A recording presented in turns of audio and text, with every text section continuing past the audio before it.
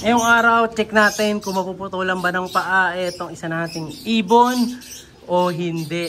Ayan, tingnan natin kung kamusta paa niya. Siya si Idol Madla, nakakahanga, may mga hawak, gandang linyada. Ika'y inspirasyon kung bakit hanggang ngayon ako'y palaging kumakarera.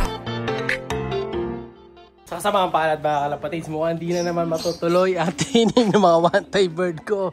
Kita nyo naman yung kalangitan dito. Ayan, ang dilim na naman. Diyos ko. So kita nyo dito sa gawin na to, maliwanag. Dito, madilim. So galing ng Manila yung dilim. Dito naman sobrang liwanag pa sa atin. So malamang mamayang gabi, buhos ang ulan na ito. Pero di ko sure, baka kasi ngayon bubuhos din. So ayan, actually kanina umaga pa sila dyan. Wawalan ko sana yan ngayong tanghali mga kalapatids para matiningan natin yung mga ating Taiwan, no? Pero mukhang cancel na naman tayo today. So pakita ko na lang sa inyo yung mga warriors natin na to. Kamustahin natin yung lagay nila. Yan, yung dalawa na to, ang lalaki na mga kalapatids. Bumabara ako na nga yung mga to eh. Bawa natin sila mula sa 360 viewing. Ito sila yung dalawa. Yan, pakita ko sa inyo isa-isa yung dalawa na yan ha. Kilatisin nyo mga kalapatids. Ako, gandang-ganda na kasi sa kanila ngayon eh. Unlike nung dati natin sila nakikita. Dati medyo ano pa, pangit-pangit pa sila. Pero ngayon, grabe. Solid na yung ganda mga kalapatids. Ano na talaga sila ngayon? Quality Taiwan birds na. No? Tanggalin ko muna itong tali. So tinatali natin to. Ayan, para hindi ako mahirapan mga kalapatids. Pagka tataka sila, hindi na natin sila habulin. O, kasi di taas lang to. Tapos yung pag sinabit nyo sa taas, may ipitan lang to eh. Yan, o, nakaipit na. O, wala na. Pwede na sila pumasok sa trapdoor. So kunin natin itong isa. Ito. Siniuna kong mahuli. Yan. Ito na si checkered natin. Ito yung checkered one-tie bird na mukhang barako mga kalapatids. Yan. Ito yung barako, mukhang barako, pero medyo ano to eh. Medyo takot to dun sa blue bar. No? Ginugulpi ng blue bar to. So matapang yung hen. So ayan na siya oh. Ang ganda na ni one tie mga kalapatids. Solid bird. Bagwis niya, okay na rin. Ang patubo sa kanya 1, 2, 3. Yung third na bagwis mga kalapatids. So nasa ano na rin kasi to, 2 months na sila mahigit. So tama-tama na talagang i-train. Pero wala pa namang kulay yung mata. Ah, parang ano pa, lemon eye pa ata. Pero sana mag-pearl eye siya. Ayan o, ready to fly na din to. Ayan, pag binaba natin ganyan, pwede na siyang mag-fly away. Ayan, nagbubugbugan o. Sino sa tingin niyo yung barako sa dalawa? Diba? Ay, parang barako mga kalapatids, yung blue bar. So yung nanay niya blue bar, yung naging blue bar yung lalaki, yung lalaki, tama. Tapos yung checkered yung tatay nila, checkered na babae. So lumabas sa opposite na gender yung ano, kulay. Kunin natin si blue bar, yung malakas bumara ko. Oops. Para dito boy. Yan, kunin natin. Yan. Ito naman yung blue bar. Ayan siya. Ayan o. Ganda din. Oops. Strong back to. Kita nyo yung buntot niya mga kalapatids. So, nakababa agad. Ayan o. Sa one tail na one tail. So ganun din ang tumutubo sa kanya yung pangatlo. Pero mas nauna siyang bumaba. Yung pangatlo ng isa medyo maiksi pa eh. Ayan. So ganda ng bagwis nila. Ano ba to? Long distance o ano? Oh, balance lang eh. Hindi ko kasi kabisado yung mga bawis-bawis na ganyan kasi tayo sa line lang tayo nagdedepende. Oh, long distance ba to mga kalapatids? Ano, ganda ng bagwis. Long distance o wrong distance. Ayan, possible barako. Ito yung dating hingalin eh. Pero ngayon, hindi na. No? So tingnan natin kung mabilis na silang pumasok. Pagkatapos ng ganyan, pasok na natin to.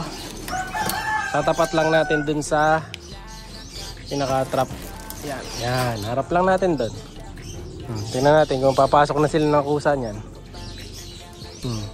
Sinanay nila may itlog dun. Hindi ko na naman nakukuha.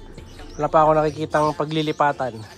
So dito muna sila. If ever umaraw, mamaya tutuloy natin ang training. If ever naman hindi umaraw, hindi natin itutuloy, no? Pero for now, dito muna sila. Iliguan ko to mamaya mga 1 PM. Kung sakaling magkaano sila araw, no? Doon natin tutuloy ang training. Tapos yung ending birds ko pala, ipapadala natin yan mga idol sa ano, sa Wednesday na, dapat bukas. So cancel tayo bukas. Wednesday natin dalhin, no? So tingnan na lang natin yung magiging training nila. Sana hindi tumuloy yung dilim mga kalapatid. So ayan, kita nyo nag-aaway, oh. Ayan, nag-aaway sila, naghahablan eh. Ayan, oh. Nagbubugbugan. Tapos papasok na kagad yung isa niyan. Siga yung lalaki masyado eh. Diba? Hindi na alam yung saan butas. So yun, pasok na isa. 1 down. Yung babae pumasok. Yung lalaki naman. Pag yan na batcher sakali, yung mga magulang nila tatanggalin na natin dito sa area, no? Sila na lang dalawa muna lalagay natin dyan. Dahil di na nga natin titraining yung mga magulang. Ayan ang lagay dito. Pag hapon, medyo tataas yan.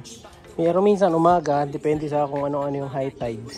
At tuloy na lumakas ang ulan mga kalapatids. Pambihira. Ayan, buti na lang pumasok na yung dalawa natin. So papatungayin ko muna sila ng konti. Merienda ngayong tanghali. Then balikan na lang ulit natin. Tingnan natin ha kung aaraw pa rin. Bye-bye! Ngayong araw, check natin kung mapuputulan ba ng paa itong isa nating ibon o hindi.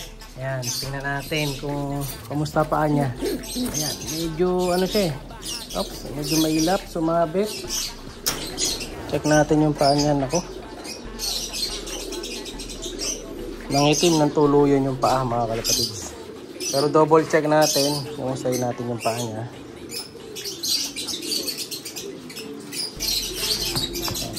Baba natin yung camera dito. So ito yung ibon, medyo ano rin siya. Medyo namayat kasi ilang araw din nakakakain. So ito yung ibon natin na delikado maputulan ng paa. Ayan. So kita nyo yung paa niya dito. Ayan. Yung kulay ng paa niya dito, kulay red. Pero pagdating dito sa kabila, kulay itim. Ayan o. Delicate ang ibon natin. No? Ayan siya oh. So yun yung isa niyang paa. Ayan. Tingnan natin. Pero parang malambot pa naman. Oh, nagagalaw-galaw pa naman niya eh. Siguro nasasaktan siya kaya medyo nagliligot. So hawakan na lang natin mabuti. Ayan oh. Medyo ano pa naman, buo pa. Pero feeling ko parang natutuyo na yung paa niya. Ayan oh. Nagano siya, parang black pit na yung paa niya. Tingnan natin. Likot lang mga kalapatids eh. Pero pumayat siya ng konti. Pero hindi naman sobrang sobra. No? Kung sakali na maputulan ng paa to, wala, ganun talaga. Hindi na siya magagamit na pang flyer. Flyer pa naman natin to sa likod. No? So nasayang pag nagkataon. No? Hindi na natin masyadong gagalawin. Pero sa tingin ko, yan, kung titingnan natin dito, ayan o, balik na natin, nahihirapan eh. Feeling ko mahihirapan ng ano to, lumakad. Ayan o. Sayang naman yung ibon natin na to. So yung dati, hindi ko napaampon yun. Papampon ko dapat yun kasi bago natin napaampon, nakain ng sawa. So ito, ayan, kung may willing kumampon dito kay Dan Alphonse Vandenbroek Muleman, ayan, ay naba lang mag-ampon mga kalapatid. May sing-sing pa yan, ayan, kita nyo. Kaso nga, sumabit yung paa niya na aksidente. Yun yan ang nangyari.